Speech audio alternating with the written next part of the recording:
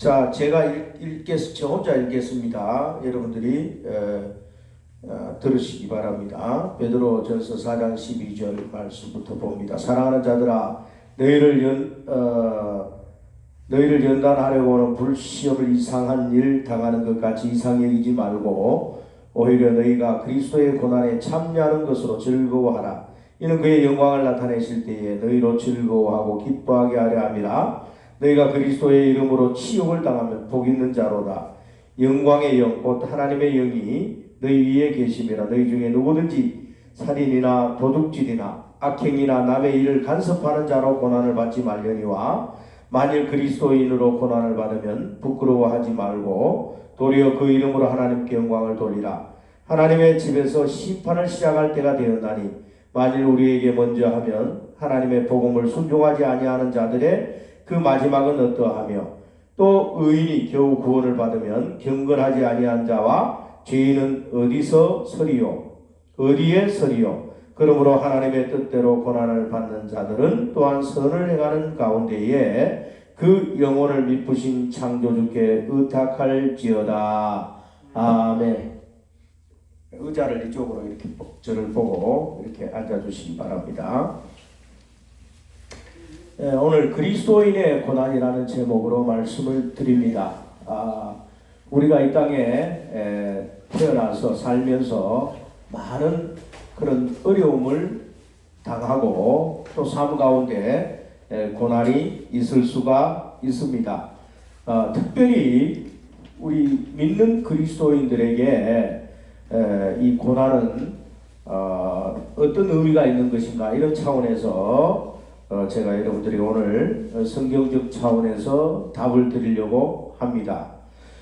고난이라고 하면은 이 어떤 고통, 또 괴로움, 또 환난, 압박, 그다음에 시련, 시험, 뭐 여러 가지 단어들로 이 고난을 비슷한 말을 이렇게 찾아볼 수가 있습니다. 여러분 삶 가운데 얼마나 고난이 많았습니까? 그동안도 지금 현재 고난을 당하시는 분들도 얼마나 많습니까? 살면서 이 고난이라고 하는 것은 누구에게나 다 찾아오는데 특별히 왜 나에게 이 고난이 있는 것인가? 이런 것들을 한번 우리는 짚어보고 그 해답을 성경적 차원에서 찾아봐야 하는 것입니다. 여러분 살면서 뭐 질병이라든지 또 경제적인 그런 환란이라든지 또 사업의 실패라든지 또 여러 가지 시험의 낙방이라든지 그 힘든 그런 과거의 그 사람들이 누구에게나 다 있을 것입니다. 이별의 아픔, 또 이혼의 그 어떤 경험, 여러 가지 어떤 또 사별의 아픔, 이런 것들도 다 마찬가지겠죠. 하필 왜 나에게 이러한 일을 하나님께서 주셨을까? 또 아니면 왜 그 많고 많은 사람들 중에 왜 하필 나인가? 지금 코로나 시국에 많은 사람들이 또 코로나로 그 가족들을 잃고 또 목숨을 또 이어받는 일들이 많았고 또 현재도 코로나로 죽어나간 사람들이 더러 많습니다. 세계적으로 볼 때 상당한 그 숫자가 생명을 잃고 또 위협을 받고 있는 가운데 있죠. 그 많고 많은 사람 중에 왜 나에게 하필 이러한 일이 당할까, 이러한 일이 찾아올까라고 하는 차원에서 우리는 늘 이렇게 고민하고 또 그 충격 가운데서 이러한 일들을 좀 받아들이기가 그렇게 쉽지가 않습니다. 또 많은 사람들은 잘 사는데 왜 나는 이렇게 힘든 삶을 살아야 하는가? 다른 사람들은 행복한 것 같습니다. 그죠? 뭐 부자로 살면서 또 큰 집에 살면서 건강하게 살면서 또 아주 그 듬직한 그런 배우자, 또 듬직한 아들, 또 좋은 직장을 가지고 있는 그런 사람들 보면은 왠지 나는 늘 이렇게 가난하고 힘들고 또 이렇게 아픔을 당하고 또 이런 여러 가지 삶의 그런 질문들을 우리는 누구나 한 번쯤 해보게 됩니다. 하필이면 좀 잘 사는 집안에 또 그 아주 그 부잣집에 태어나서 내가 아주 누리고 또 해볼 거 다 해보고 또 정치도 하고 또 숱한 나라 여행도 다니고 자유롭게 또 이렇게 살 수도 있는데 나는 왜 이렇게 하필 가난한 집에 태어나서 또 가난한 남편 만나서 또 가난한 부모 만나서 이런 고난을 당하는 것일까라고 여러분 생각해 본 적이 있을 겁니다. 그런데 성경은 이러한 그 삶의 질문들을 어떻게 대답하고 있을까요? 이런 측면에서 우리가 한번 상고해 본다고 한다면 여러분에게는 위로가 되고 또 삶의 나름대로의 그 어떤 의미를 찾아서 그것을 통해서 내가 진지하게 뭔가 삶을 살아나갈 수 있는 그런 계기가 되리라고 봐집니다. 저 같은 경우도 지난날 삶을 돌이켜 볼 때 항상 좋은 일만 있었던 것만은 아닌 것 같습니다. 어떨 때는 힘든 그런 일들을 많이 겪고 또 다른 사람들은 다 잘 되는데 나는 그렇게 힘든 그런 상황을 맞이해 보기도 하고 상당히 여러분이 볼 때는 건강해 보이고 또 여러분이 볼 때는 부자로 보이고 또 잘 사는 것 같이 보이지만은 이면에는 그동안에 많은 그런 아픔도 있었고 실패도 있었고 그래서 또 낙방도 떨어짐도 있었고 그 형통 배후에는 그 어떤 말할 수 없는 그 아픔이 있었다는 것을 여러분들에게 간증할 수 있습니다. 그 아픔을 통해서 무엇인가 인생을 배우고 또 깊이 있는 삶을 살게 되고 또 그 아픔과 그 고난을 통해서 성숙해지는 그런 계기가 되었다라고 하는 것은 참으로 여러분들에게 그 말씀을 드릴 수 있는 그런 신앙적 간증이 아닐 수 없습니다. 그런 차원에서 여러분들에게도 뭔가 이러한 고난이 유익이 되는 뭔가 삶의 양념이 되고 행복의 소스가 되고 또 형통의 지름길이 되는 이런 측면에서 고난을 한번 면밀하게 살펴봐야 할 필요가 있다는 것을 느낍니다. 지난주에 특별히 이러한 설교를 하게 된 동기는 지난주가 아니죠. 어제 저희 아내가 저하고 이렇게 산에 갔다가 이렇게 운동하다가 넘어졌어요. 그래가지고 팔목이 이렇게 완전히 똥갈이 나서 이렇게 돌아가 버렸어요. 그래서 참으로 이 사람이 이렇게 약하구나, 쉽게 깨지기 쉽구나, 쉽게 깨지는구나, 이런 것들을 체험하면서 굉장히 좀 어찌 생각하면은 이러한 것이 고난이고 또 우리에게 우울한 그런 어떤 슬픈 일이긴 하지만 이것이 주는 교훈이 무엇일까? 이것을 통해서 하나님은 우리에게 말해주고자 하는 그 메시지가 무엇일까? 이런 것들을 한번 진지하게 고민하고 생각해 볼 필요가 있어서 제가 이러한 설교를 하게 됩니다. 이러한 그 삶의 고난은 이런 어떤 질병이나 또 이 다치는 것이나 여러분들이 경제적으로 그 환난을 당하는 것이나 여러 가지 암병이나 또 뭐 코로나나 할 것 없이 누구에게나 이렇게 찾아올 수 있는 그런 어떤 것들입니다. 우리 생각지도 못할 때에 우리에게 찾아와서 이러한 것들이 우리를 위협하고 우리를 슬프게 하고 아프게 하고 고통을 안겨줄 수가 있습니다. 특별한 사람에게만 이게 있는 게 아니에요. 누구에게나 아무에게나 또 나에게도 이렇게 와서 이러한 것들을 통해서 뭔가 생각해 볼 수 있는 그러한 일들이기 때문에 이러한 일들은 보편적 모든 사람들에게 해당하는 그 내용이 아닐 수 없습니다. 이러한 고난은 일반인들에게 또 그리스도인들에게나 다 오는 고난이지만 특별히 나에게, 우리 그리스도인에게 이러한 고난은 하나님께서 왜 허락하고 이러한 것을 우리에게 주는 것일까 생각해 볼 필요가 있는 거예요. 성경에는 이러한 것들을 징계라고 말합니다. 징계는 하나의 또 벌이라고도 말할 수 있겠죠. 그리고 체벌, 징계라고 하는 것은 체벌 또는 이 어떤 회초리를 들고 때리는 것, 이런 것들이 징계가 될 수가 있는데, 하나님이 허락하지 않으면 참새 한 마리도 떨어지지 않는다. 성경은 이런 말씀이 있어요. 참새 한 마리도 하나님 허락해야 떨어지는 것이고, 우리가 다치는 것, 우리가 뭐 병이 걸리는 것, 또 우환이 찾아오는 것, 슬픈 일을 당하는 것, 이러한 것들이 우연히 되어진 것은 세상에 하나도 없습니다. 모든 것들은 다 하나님의 허락하심과 하나님의 뜻 가운데서 되어진다라고 하는 것을 성경은 우리에게 가르쳐주고 있는 것입니다.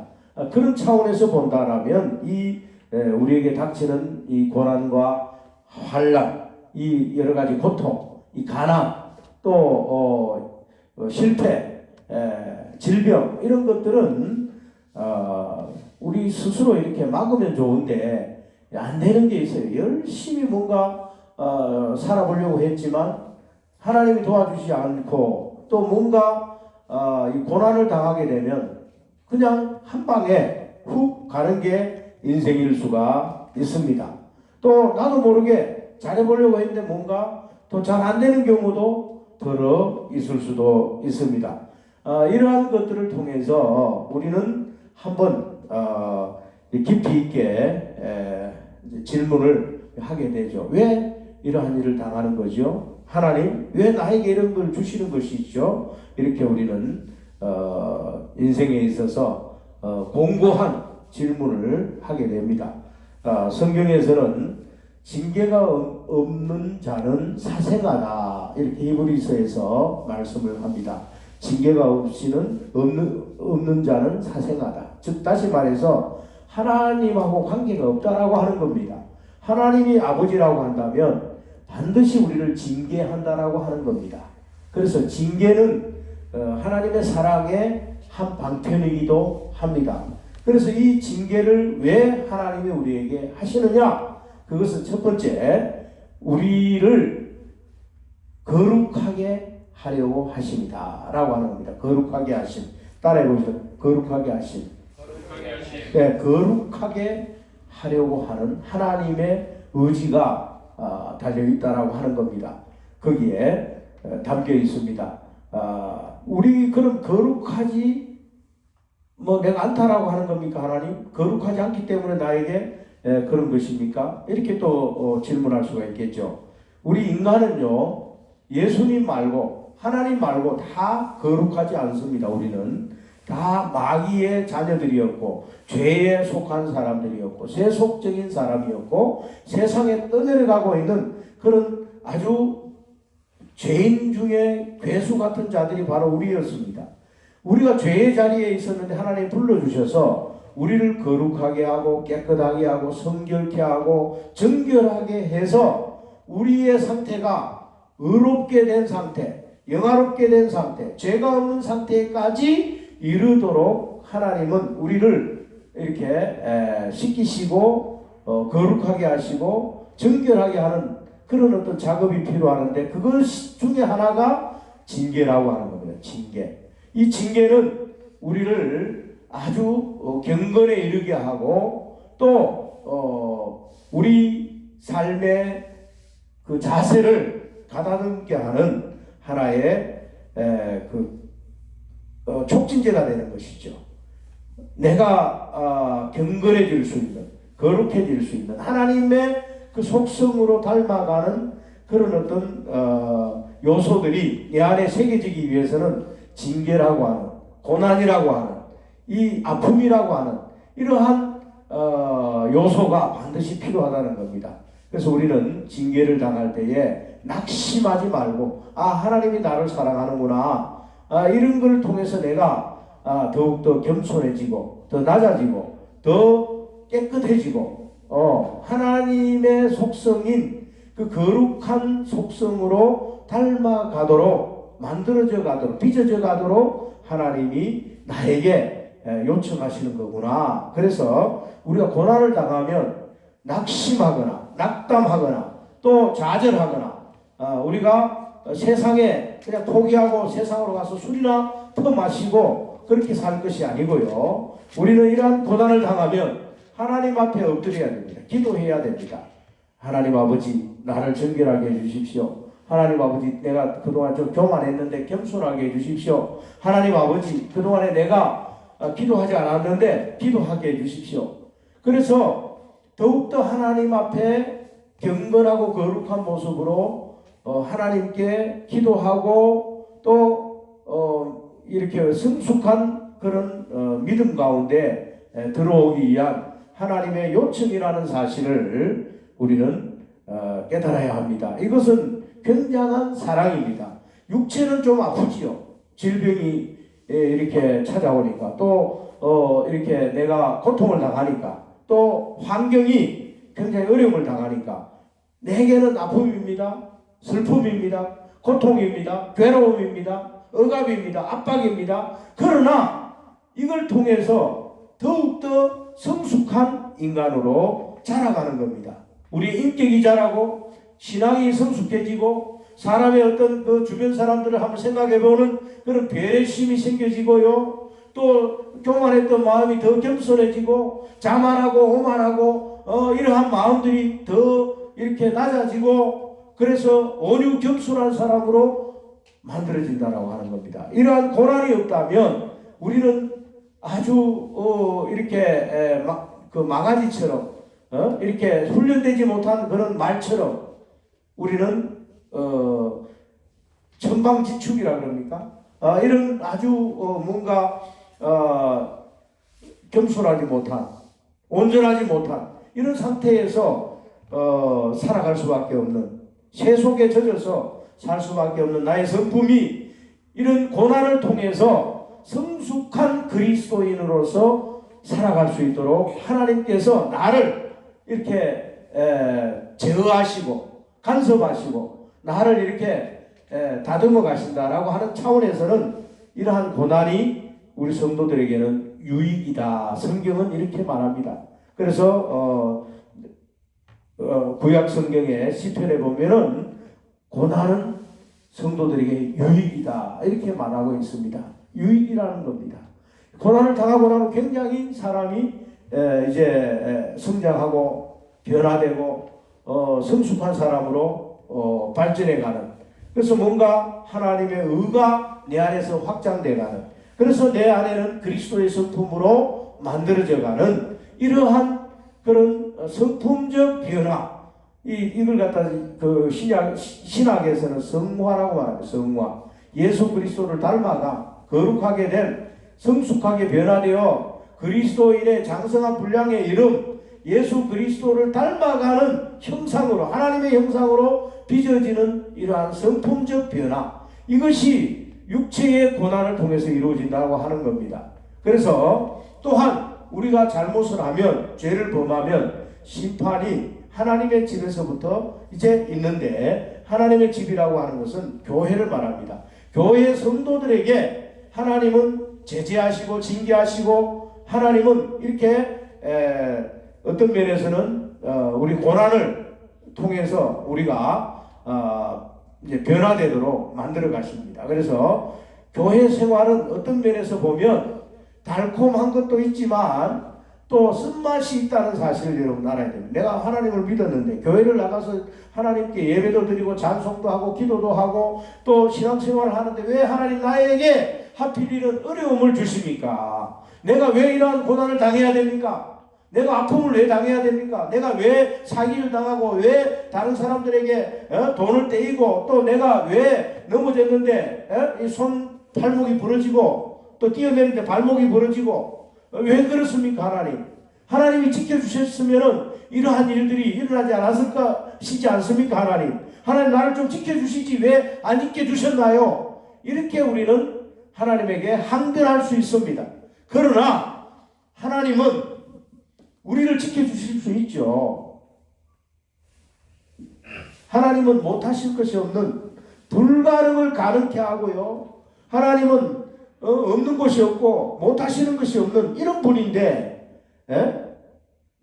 왜 우리를 보호해 주시지 않았을까요? 그 이유는 간단합니다. 그걸 통해서 나를 성숙한 인간으로 만들기 위함입니다.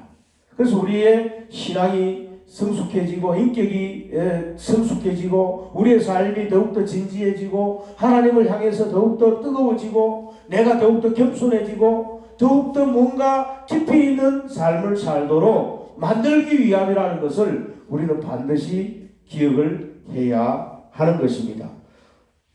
사랑하는 자들아, 그랬어요. 사랑하는 자들아 우리를 향해서 하나님은 사랑한대요.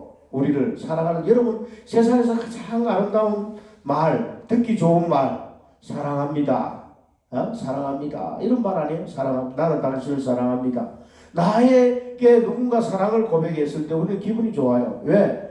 누군가 나를 사랑한다라고 하는 것은 나의 모든 것을 포용해주고 품어주고 이해해주고 내 필요할 때 나를 도와주고 이것이 사랑 아니에요? 사랑하는 자, 하나님이 우리를 사랑합니다. 너희를 연단하려고 오는 불시험을 이상한 일을 당하는 것 같이 이상히 여기지 말라 그랬어요. 이상히 여기지 말라. 근데 교회 오는데 왜 이러한 이상한 일이 나에게 생깁니까? 이렇게 하지 말라는 겁니다. 오히려 너희가 그리스도의 고난에 참여하는 것으로 즐거워하라. 아니, 내가 어려움을 당했는데, 내가 고통을 당했는데, 내가 아픔을 당했는데, 슬픔을 당했는데, 내가 병이 걸렸는데, 죽을 병이 걸렸는데, 즐거워하라고요? 우리는 이렇게 반문할 수 있습니다. 그러니까 성경은 즐거워해래요. 즐거워하라. 희한하죠. 슬퍼해라, 괴로워해라, 고통스러워해라, 이렇게 말을 해도 틀린 말이 아닌데 왜 즐거워해라 그랬을까요? 반대로 이는 그의 영광을 나타내실 때에 너희로 즐거워하고 기뻐하게 하려 하더라. 이것은 무슨 말이냐 해석하자면, 예수님의 고난에 동참해서 예수님이 우리를 통해서 영광을 나타내실 때에 우리로 하여금 기뻐하게 하려 하며, 내가 이런 고통을 당했으니까, 예수님 이제 고난에 참여했으니까, 하나님 나도 예수님 고난에 참여해 봤습니다. 이제 예수님이 우리를 위로하고 우리를 이제 기쁘게 해 주실 그런 재림의 날이 있을 겁니다. 예수 그리스도의 재림의 때에, 예수님 앞에 섰을 때에 내가 큰 고통을 당해서 그 고통 가운데서 나도 하나님을 떠나지 않고 승리했다라고 하는 그 예수님의 고난에, 십자가의 고난에 동참했다라고 하는 그런 어떤 기쁨과 즐거움이 그때에 나타날 것이다라고 하는 위로의 말씀입니다. 그래서 우리는 지금은 이해하기가 어려울 겁니다. 이 말 자체도, 이 설교도 여러분 이해하기가 힘들 거예요. 우리 그리스도인은요, 어떤 어려움이나 환난이나 고난이 닥치면 자포자기하거나 낙담해서 세상을 끝내버리는 그런 사람이 되어서는 안 되는 겁니다. 얼마 전에 그 성전환 수술을 한 베리수라고 하는 그 군인이, 그 하사관이죠. 이제 자살을 했죠. 그래서 참 안타까운 그 뉴스를 접했는데, 만약 그가 살아있다면 저는 이렇게 그에게 말해주고 싶습니다. 왜 하필 당신에게 이러한 그 성정체성을 이렇게 상당히 의심하도록 이렇게 했을까요? 이러한 것을 통해서 하나님을 알고, 이러한 것을 통해서 뭔가 인생을 생각해 보게 하고, 창조주를 생각하게 하고, 그런 것들을 통해서 뭔가 깊이 있는 인생을, 남이 경험해 보지 못한 인생을 살도록 하나님께서 그렇게 당신에게 특별한 그러한 일들을 당하게 했으니까 잘 참고 견디세요. 그래서 결국 당신의 육체는 힘들지만 영혼은 천국 가지 않겠습니까? 영혼이 구원받는다면 그것으로 행복해야 할 것입니다. 하나님을 믿고 좀 견디고 참고 인내하면서 그렇게 그 모든 환경을 좀 이겨서야 됩니다라고 말을 해주고 싶은데 그런 각오 없어요. 그래서 참 안타까운 그런 죽음입니다. 혹시 여러분 가운데 또 이 설교를 듣는 이 인터넷 그 유튜브나 또 페이스북을 통해서 이 설교를 듣는 모든 분들은 그런 일을 당한다 하더라도 잘 극복하시길 바랍니다. 어려운 일을 당할수록 우리는 더 굳세게, 더 힘차게, 더 우리는 열정적으로 인생을 바라보고 또 더욱더 힘차게 걸어가야 할 필요가 있는 것입니다. 조금 힘들다라고 해서 인생을 포기하거나 자살하거나 또 낙담해버리거나 이런 것들은 실패자예요. 결국은 뭡니까? 우리는 우리 생명은 한 번밖에 없는 인생입니다. 우리 두 번 연습이 없어요. 인생은 결국 우리 인생은 한 번 왔다 한 번 가는 거예요. 그런데 중요한 거는 육체의 삶은 한 번 끝나면 그만이겠지만 우리에게 기다리고 있는 것은 영적인 영원한 삶입니다. 영생입니다. 믿음의 결국은 영생이라고 그랬습니다. 영생을 얻기 위해서 여러분이 하나님을 믿고 영생을 얻기 위해서 그리스도인이 된 것입니다. 그 영생이 기다리고 있는데 물벌레 뒤에는 잠자리에 그 어떤 영광이 있고요. 그 번데기 그 이후에는 나방에 날아다니는 하늘을 날아다니는 나방에 어떤 것이 기다리고 있고 구더기 다음에 파리의 생명이 기다리고 있는데 우리의 육체의 고난 다음에는 반드시 영생이라고 하는 셋째 하늘이라고 하는 영적인 삶이 여러분 기다리고 있습니다. 근데 이 영적인 삶을 우리가 이제 잘 살아야 되는데 영적인 생명 안으로 들어가야 되는데 이 1차적인 첫째 하늘에서 낙담하고 끝내버리고 좌절하고 이제 여기에서 모든 걸 쫑쳐버린다면 참으로 불행이 아닐 수 없습니다.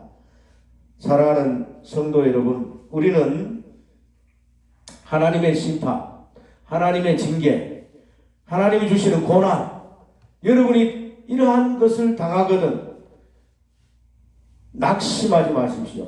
슬퍼하지 마십시오. 괴로워하지 마십시오. 또 왜 나에게 이러한 시련이 있습니까? 라고 항변하지 마십시오. 이러한 것이 당할 때에 우리는 감사하고 즐거워하고 기뻐해야 합니다. 근데 내 힘으로는 안 됩니다. 어떻게 여러분이 손목이 부러졌는데 기뻐합니까?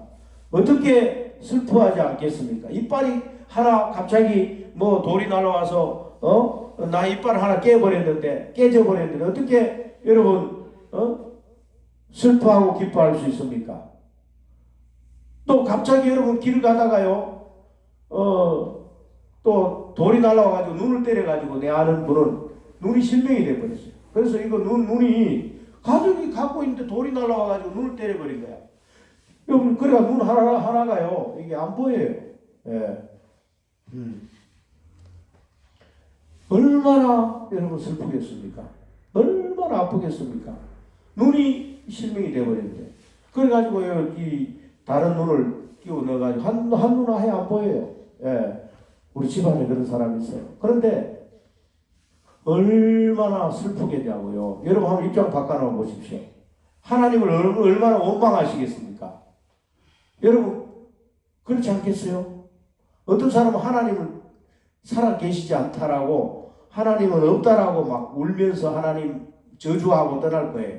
내가 교회도 다녔고 예수도 믿었는데 어떻게 길 가다가 돌이 날아와서 눈을 갖다가 실명을 하게 합니까? 하나님 도대체 하나님 살아 계세요?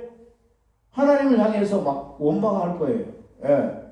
여러분 그래도 성경은 뭐라고 이야기하느냐? 즐거워하라. 예. 참 어찌 보면은 이 성경은 이 육신의 삶을 이렇게 뭔가 거스리고 역주행하도록 만들어 놓은 것 같아요. 그리스도인들에게. 예. 이런 일을 당하면 이거 당연히 슬프고 아프고 곧 괴롭고, 예? 자기 멀쩡한 아가, 여러분 생각해 보세요. 그 사랑하는 그 딸이, 사랑하는 아들이, 유치원 갔다 오다가 가령, 예? 교통사고로 죽었다 합시다. 여러분, 그 어떻게, 그 부모가 그걸 어떻게 받아들이겠냐? 예? 그걸 어떻게 받아들이겠어요? 또 자기 사랑하는 그 자녀가, 하나밖에 없는 자녀가 암병에 걸려서 죽는다고, 죽음 앞에 섰다고 생각해 보세요. 그거 어떻게 받아들이겠어요? 그런데 그런 일들이 세상에는 비일비재하게 많습니다. 예. 철떡같이 내가 믿고 거기에 지원을 하고 시험을 쳤는데 여러분, 왜 하필 내가 떨어집니까? 거기에서 내가 왜 떨어지냐고요? 떨어집니다. 근데 나는 100% 합격을 기도했고 열심히 공부도 했는데 떨어졌단 말이에요. 여러분, 시험에 늘 합격한 사람들 있습니다. 그러나 시험에 떨어져 본 사람들도 많이 있을 거예요. 그 시험에 한번 떨어져 본 사람은요, 그 고통은 이루 말할 수 없습니다. 그 괴로움은. 그러나 그걸 통해서 하나님이 하시고자 하는 말씀이 있고 하나님이 하시고자 하는 일이 있고 하나님이 그 길이 내 길이 아니기 때문에 지나고 나서 보니까 참 떨어지길 잘했구나. 전화위복이 되는 거예요. 그걸 통해서 뭔가 뭡니까? 또 다른 또 사자성어가 있죠. 뭡니까? 전화위복 비슷한 말. 응? 예? 그게 아니고 갑자기 기억이 안 나네요. 그 말 이야기, 중국의 말 이야기. 세옹지마. 내가 내 책에 택시 기사를 통해서 본 세상 보면 세옹지마라는 내용의 글이 있습니다. 세옹지마. 그 이야기를 한번 살펴보십시다. 말을 타고 가다 아들이 떨어져 가지고 다리가 부러졌어요. 그래 가지고 뭡니까? 다리가 전쟁이 난 거예요. 그래 가지고 막 다리가 부러졌다고 원망하고 막 괴로워하고 있는데 전쟁이 나가지고 징집을 하는데, 그래 다리가 부러졌으니까 당연히 전쟁에 나갈 수가 없잖아요. 그러니까 이제 그 아들을 전쟁에 못 내보낸 거예요. 그래 안 내보낸 거죠. 이렇게 정부에서 징집에서 면제된 겁니다. 얼마나 한면에 감사한지 모르죠. 왜냐하면 전쟁터에 나갔다 하면은 다 죽었어요. 옛날에는 활에 맞아 죽고요. 다 죽습니다. 전쟁에 거의 살아 돌아올 확률이 별로 없었어요. 과거에는. 지금도 전쟁이 일어나면 죽을 확률이 많죠. 지금 더 위험하죠. 근데 그 당시에 이제 전쟁을 하는데 그 아들이 그 징집 대상에서 면제된 거예요. 그래가지고 다른 집안의 그 아들들은 다 죽어버렸는데 자기 아들은 말에서 떨어져